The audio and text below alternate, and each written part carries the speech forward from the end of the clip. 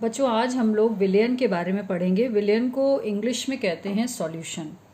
तो दो या दो से अधिक पदार्थों का जो समांगी मिश्रण होता है उसे विलयन कहते हैं। समांगी मिश्रण मीन्स कि जिसमें हमें विलेय दिखाई ना दे, जैसे चीनी और जल का विलयन, नमक और जल का विलयन।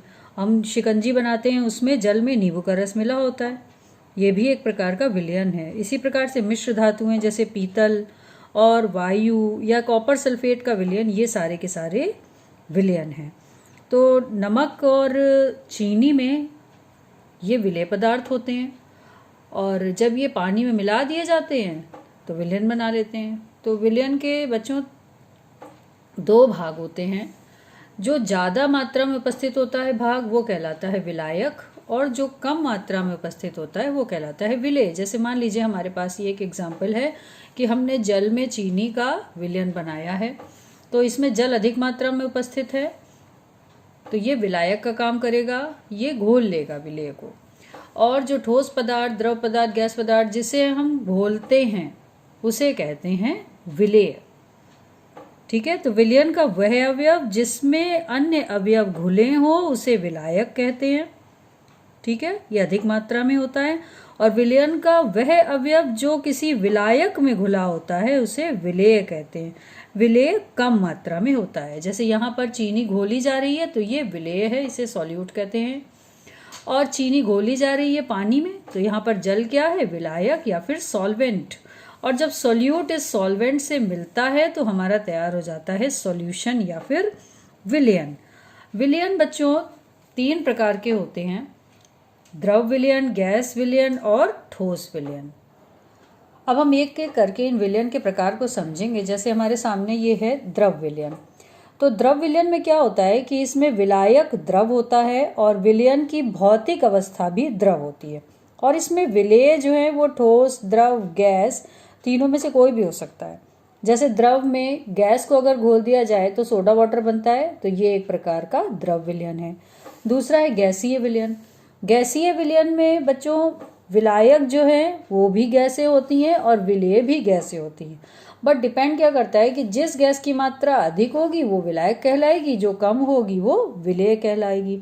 जैसे वायु जो है वो ऑक्सीजन, नाइट्रोजन, कार्बन डाइऑक्साइड, इनका सबका मिश्रण है, लेकिन इसमें नाइट्रोजन जो है वो 78% पाई जाती है। तो यहाँ पर वायु का मिश्रण एक गैसीय विलयन है जिसमें नाइट्रोजन विलायक का काम करती है और बाकी अन्य गैसें जो है वो विलेय हैं।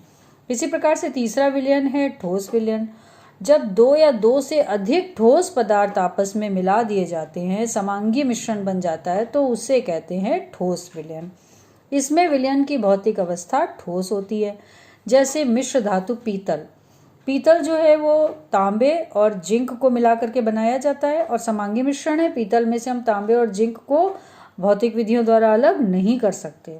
तो इस तरह से विलयन तीन प्रकार का हो गया: द्रव विलयन, गैसीय विलयन और ठोस विलयन। बच्चों, विलयन के प्रकार देखने के बाद अब हम लोग विलयन की विशेषताएं देखते हैं। तो विलयन में कौन कौन सी विशेषताएं होती हैं? पहला तो ये है कि विलयन समांगी मिश्रण होते हैं। विलयन में विलेय के कण बिल्कुल घुल जाते हैं, इन्हें अलग से नहीं देखा जा सकता और भौतिक विधियों द्वारा बहुत ही मुश्किल होता है इन्हें अलग करना। दूसरा क्या होता है, इनमें प्रकाश का मार्ग नहीं दिखाई देता। अगर हम विलयन के किसी भी बीकर में मान लीजिए विलयन लिया हुआ है और अगर हम उसमें प्रकाश की एक किरण भेजेंगे तो हमें विलेय के कण नहीं दिखाई देंगे, उनका साइज इतना छोटा होता है। साथ ही तीसरी विशेषता ये है कि विलेय के कणों को छानकर अलग नहीं किया जा सकता। अगर हम मान लीजिए पानी में चीनी का विलयन बना हुआ है, उसको छानेंगे तो फिल्टर पेपर से छानेंगे तो फिल्टर पेपर में चीनी के कण नहीं अलग होंगे। अगली विशेषता ये है कि विलेय के कणों को हम आँख से नहीं देख सकते, नेकेड आई से नहीं देख सकते। फिर है कि विलयन जो होते हैं वो स्थायी होते हैं। मतलब अगर आप कोई भी विलयन लें और उसको कई घंटे तक भी रख दें तो ऐसा नहीं होगा कि विलेय के कण जो हैं वो नीचे बैठ जाएं। तो विलयन काफ़ी समय तक रखने के बाद भी एक दूसरे से विलेय और विलायक अलग नहीं होते। ये विलयन की विशेषताएं हैं।